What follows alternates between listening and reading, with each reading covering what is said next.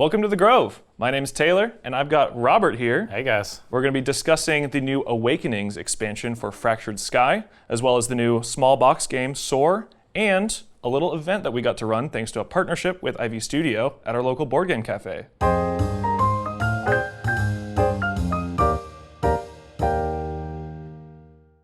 Before we dive in, a little recap as to what Fractured Sky is. It's a blind bidding area control game where you are out here competing for starfall, or points, and you're basically going to be battling your friends, not really knowing how much troop power they're putting at different regions. So each round, players are going to take turns placing numbered chips under one of their 3 airships. They have numbers 0 all the way through 10. The twist is, across all 3 airships, you have a maximum of 10 troop power. For every 1 that you go above that maximum, each airship has their troop power reduced by 1, so it can be pretty bad to go above. Oh yeah. Ultimately, the goal is to have the most starfall at the end of the game, making you the winner.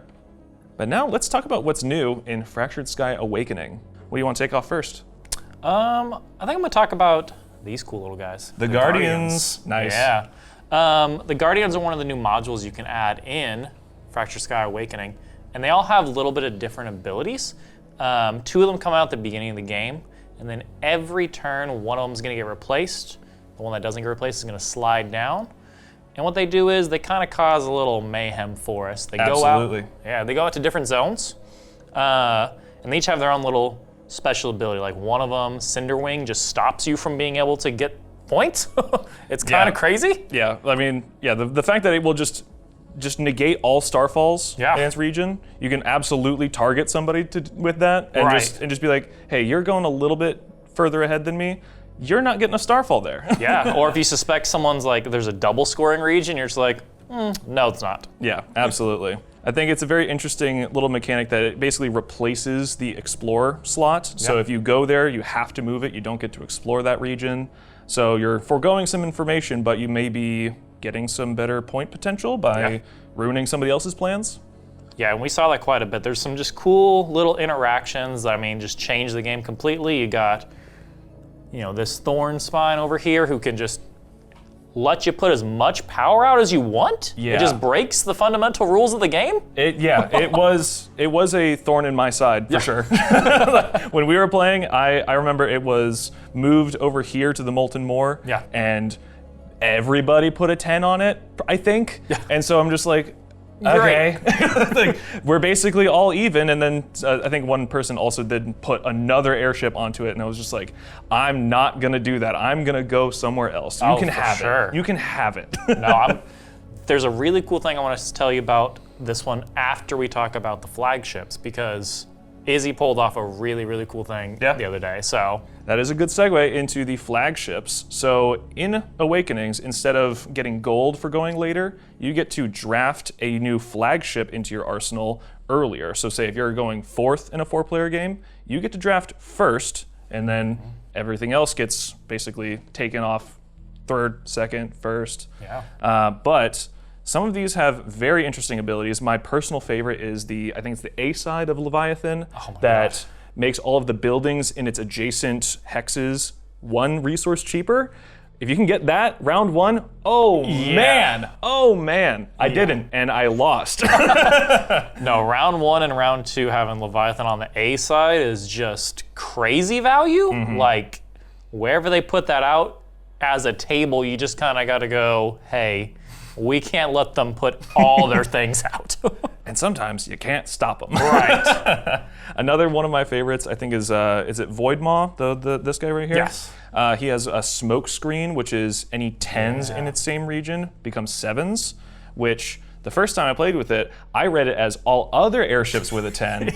It doesn't say that. It says all airships with a 10, so I made myself a 7. Yeah, you put your own 10 out with it, and I was like, so I put my 9 there. I just remember being like, oh, this is so cool because I can just put my 10 there. No one will be able to outbid it. Yeah. And then I read it again, and I was like, oh no. Right. The really cool one that we saw was, I can't remember this guy's specific name. Was it Grimroot? Grimroot, there we go. On one of his sides, once everyone's done playing, but before they reveal, what tokens you put on everything, he can just go to a different region. So you can bluff really well and be like, guys, telling you, it's the Wolf-Full Wetlands that's like, locking it's it huge down. this round. And you're like, nah, just kidding. Actually, I'm going over to the Peaceful Plains. And what happened was Izzy did a crazy thing where she put out Thornspine and she moved it to a region. And then later had her 10 on there.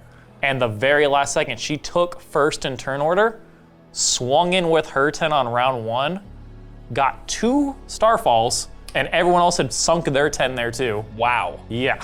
Wow. That is cool. I was like, okay. I didn't think about doing that at all when I had that opportunity. Like, I definitely was using Grimroot when Thornspine was out. Could have thought of that. Yeah. So another cool thing that they've added was they replaced the old objectives with public bounties. Yes. So these just come out. Everyone gets to see them from the beginning. All which 5. which is awesome. And you can kind of plan a strategy around them. They reward a Starfall to the first person to get it every game. And then any subsequent players get the resources on there. Yeah, and it's usually like 3 good resources. Yeah. So it's usually not like the worst thing in the world if you don't manage to beat them to the Starfall. No, you still definitely want to go for them, but sometimes you can't plan around doing all of them. At the event that we were running, another player at my table beat me to 4 of the bounties in 2 rounds back to back. We were both in position to take 2 bounties in each round. He just managed to beat me, getting in that turn order a little bit faster than me. Right. He played amazingly. I was very impressed. Yeah, I think he got like 11 points or 11 or 11 something. Starfall, which is the most I've seen across all of our plays, because the way that our group plays, we do kind of just like, hey, they're getting too far ahead, we have to. Well, we're gonna stop this person. But yeah, the bounty system I think is a very cool new addition. Being able to see all of the bounties at the front of the game, it's I think a much better alternative to the single objective reveal, and like you don't have to worry about peeking at the objectives later. Because I just love scouting the hidden Starfalls. I love doing that, and I just want to sink all my gold into that. Yeah, and you get more resources now to kind of work with other things, so you're not sinking it all into looking at those. Absolutely. And then that brings us to the payloads, which each of them will be out on the different regions. They'll be face down, so you won't know what you're taking. You take it as a reward tier. It's the same level as a Starfall. So if you have a Starfall and a payload, you could forego the Starfall and take the payload. Could be risky, but it also is very interesting because it doesn't contribute to your 10 total power. Yeah. It's just bonus. So you could put a 0 with a +5, and that's 5 power that no one else has. No one else has a total of 15.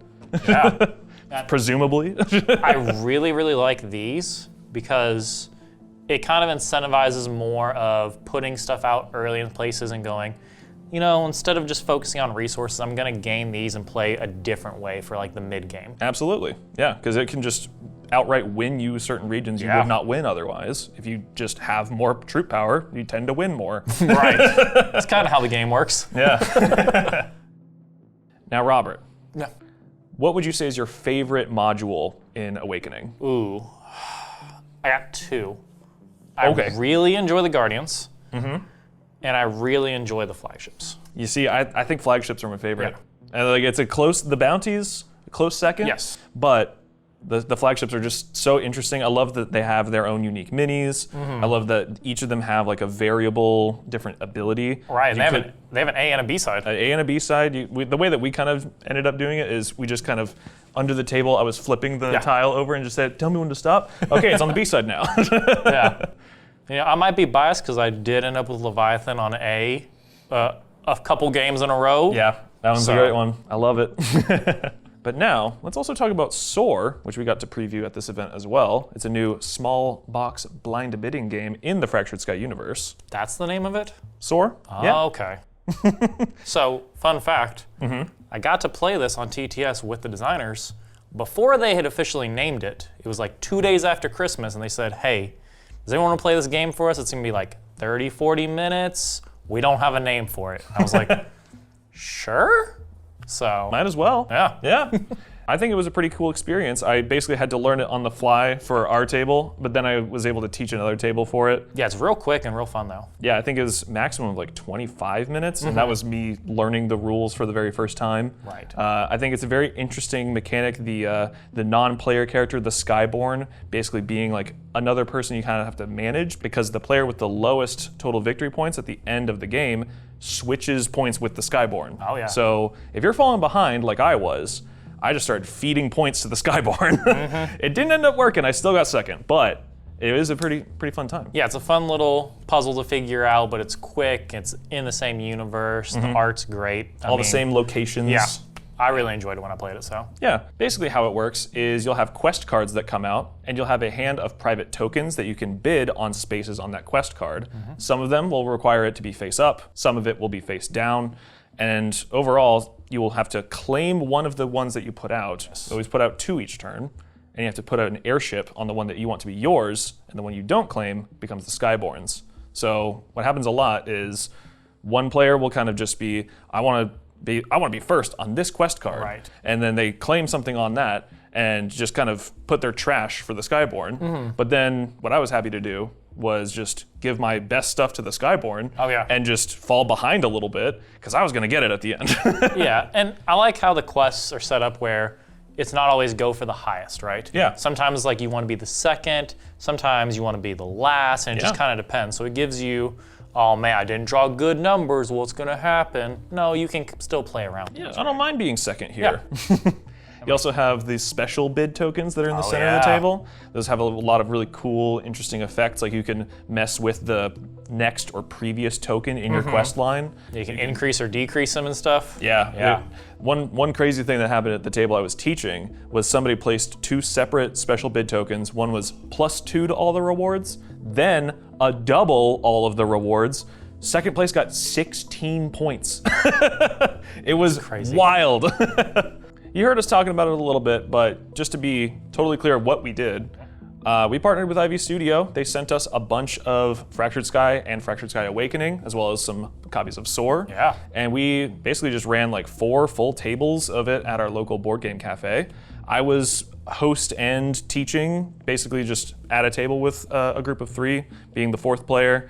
You and Eli basically just kind of floating around. We were going around helping in case there was any rules questions or anything that people needed and stuff. Yeah, the event was really cool. I mean, we had these goodie bags we had extra of these minis that we got to give out to everyone. I got to go home with a crag jaw. Yeah. I think we went home with, I can't remember, but Jess was really excited about it. Yeah. She traded around because she wanted a specific one.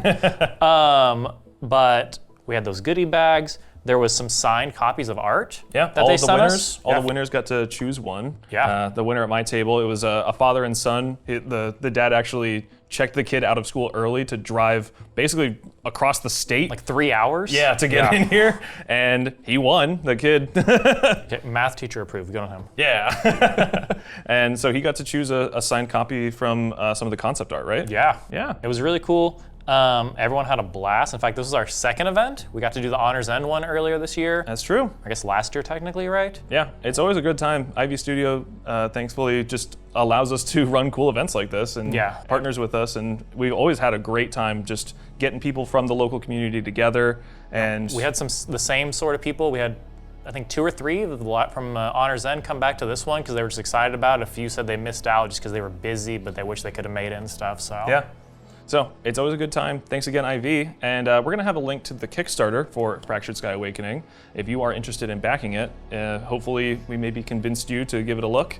But otherwise, thanks for watching, everybody. Guys, just saying. You gotta go for the magnets. You gotta get the deluxe edition. These are so much fun. Here, wait. Let's do a little demo. Just a little line of them where you just kind of.